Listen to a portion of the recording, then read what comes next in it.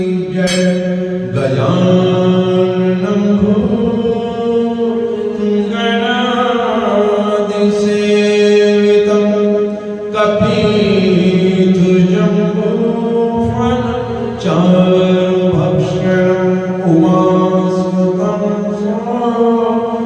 विनाशकारकं नमामि विघ्नेश्वरं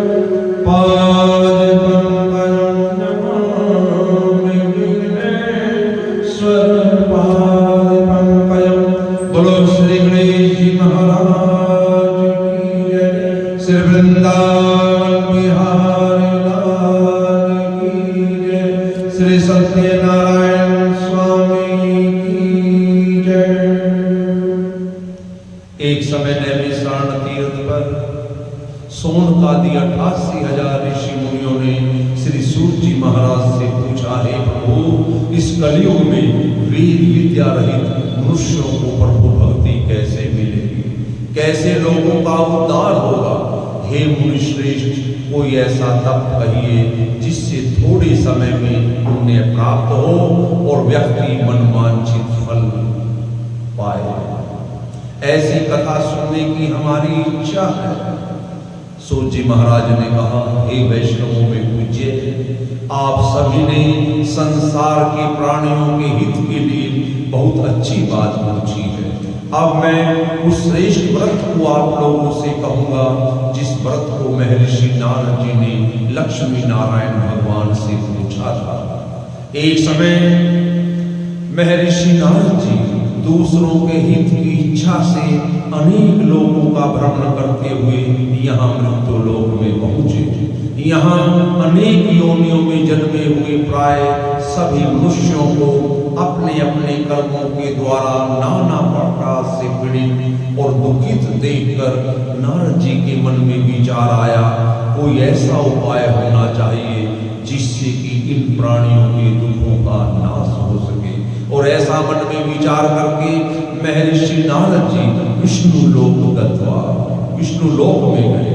भगवान विष्णु श्वेत वर्ण चतुर्भुजी देवों के ईश नारायण, जिनके हाथ में शंख चक्र गदा पद्म और वरमाला पहने हैं, जाकर ऐसे नारायण को देखकर महर्षि नारद जी उनकी स्तुति करने लगे। हे भगवान, आप अत्यंत शक्ति से संपन्न हैं, मन तथा वाणी भी आपको नहीं पा सकती। आपका आदि मध्य अंत कोई नहीं जान सका। निर्गुण सर्वों सृष्टि आदि भूति भक्तों के दुखों का विनाश करने वाले हे नारायण, मेरा आपको बारंबार नमस्कार है। नारद जी के मुख से ये स्तुति सुनकर विष्णु भगवान बोले, हे मुनि श्रेष्ठ, आज आपके मन में क्या है, कैसे आपका आगमन हुआ, निसंकोच होकर कहो। तब महर्षि नारद बोले, हे भगवान, मैं अनेक लोगों का भ्रमण करता हुआ जब मृत्यु लोक में गया और वहां लोगों को नाना प्रकार से पीड़ित और दुखित देखकर मेरा मन बड़ा दुखी हो गया।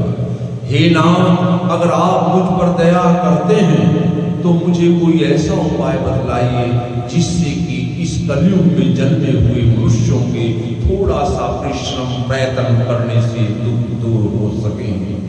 भगवान बोले, हे नारद, तूने संसार के मनुष्यों की भलाई के लिए बहुत अच्छी बात पूछी है और जिस कार्य के करने से मनुष्य का मोह छूट जाता है वो मैं तुम्हें सुनाता हूँ, सुनो। बहुत पुण्य देने वाला स्वर्ग और मृत्यु लोक दोनों में अति दुर्लभ एक बड़ा उत्तम व्रत है, वो श्री सत्यनारायण भगवान का। जो व्यक्ति बड़ी श्रद्धा से इस व्रत को करते हैं, निसंदेह वो आयु पर्यंत यहाँ सांसारिक सुख भोग कर अंत में मोक्ष को प्राप्त होते हैं। नारायण भगवान के वचन सुनकर महर्षि नारद बोले, हे नारायण, इस व्रत का और क्या विधान है, किस दिन ये व्रत रखना चाहिए और इसके करने से और क्या क्या फल मिलते हैं, मैं ये भी जानना चाहता हूँ। नारायण बोले, ये व्रत दुख शोक आदि को दूर करने वाला, धन धान्य को बढ़ाने वाला, सौभाग्य और संतान को देने वाला, व्यक्ति की सभी जगह विजय कराने वाला, भक्ति और श्रद्धा के साथ व्यक्ति किसी भी दिन इस श्री सत्यनारायण भगवान के व्रत को रख सकता है। भगवान के निमित्त श्रद्धा से भगवान को भोग लगाए, बंधु बांधवों और ब्राह्मण को भोजन करने के उपरांत स्वयं भोजन करें और रात्रि में भगवान के आगे नृत्य करें और भगवान का गुणगान करें।